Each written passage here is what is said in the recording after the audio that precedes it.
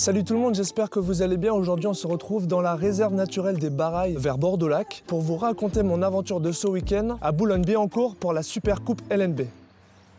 Voilà. Alors la Super Coupe LNB c'est quoi? C'est un mini tournoi qui se passe à Roland-Garros avec les 4 meilleures équipes de la saison dernière, dont Boulazac, le promu, le champion de France en titre, le Paris Basketball, Monaco et Le Mans. Ça s'est passé le week-end du 20 et du 21 septembre. Le samedi 20 c'était les 2 demi-finales. Moi j'ai eu les places pour le dimanche. Pour la petite finale, Boulazac contre Paris. Pour la grande finale, c'était Monaco contre Le Mans. Et franchement, j'en attendais beaucoup. J'ai pris le train de Gare Saint-Jean jusqu'à Montparnasse, ensuite le métro de Montparnasse à Boulogne-Billancourt. J'ai posé mes affaires à l'hôtel pour ensuite tracer jusqu'à Roland-Garros à pied. 3 km, ça fait du bien. Personnellement, Roland-Garros comme Boulogne-Billancourt, je connais pas trop, donc c'était un peu galère pour aller au cours Philippe Chatrier.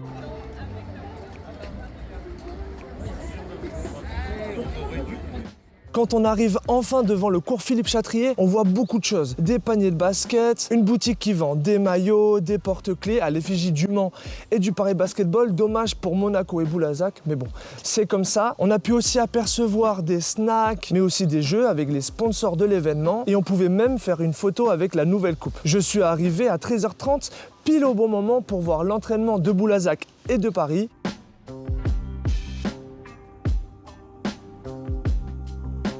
En espérant voir un grand match de basket, surtout que pour moi c'est la première fois que je vais à Roland-Garros et que je vois ces équipes en match officiel.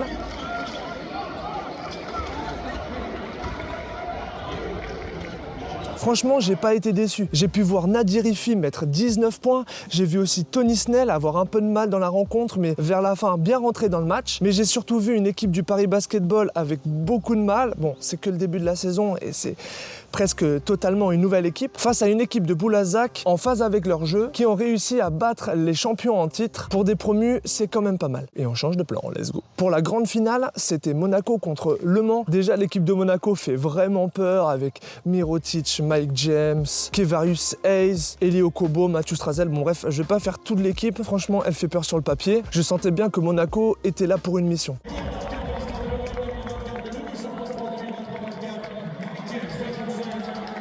Mais bon, en face, on a quand même l'équipe de Trevor Hudgens qui sont aussi là pour prouver cette année qu'ils seront bien présents pendant les phases finales du championnat français.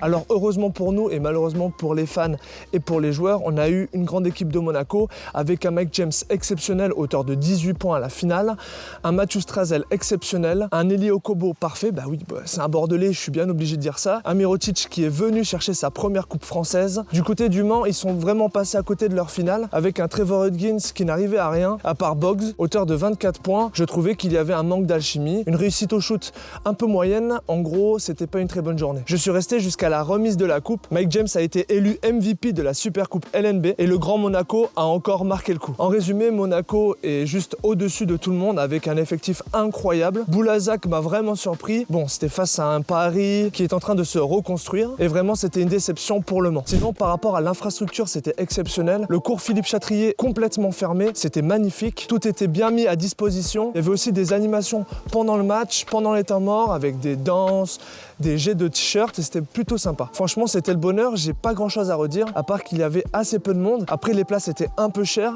je peux comprendre, mais bon, il y avait des places à 5 €. Je pense que pour la deuxième édition, ce sera complet. Bon, franchement, je sais pas du tout comment terminer la vidéo. On se retrouve, voilà, au point de départ. J'espère que ça vous a plu. J'espère que le cadre vous a plu aussi. Franchement, moi, ça m'a fait plaisir de tourner. C'est la première fois que je fais une vidéo aussi longue. De base, c'est des petits TikTok, etc. Si ça vous a plu, vous pouvez me le dire en commentaire. Vous pouvez liker et vous abonner à Fadeaway. Si vous... Ouais. Bref, likez, abonnez-vous, lâchez un commentaire. On se voit très vite. Ouais, j'ai failli tout péter.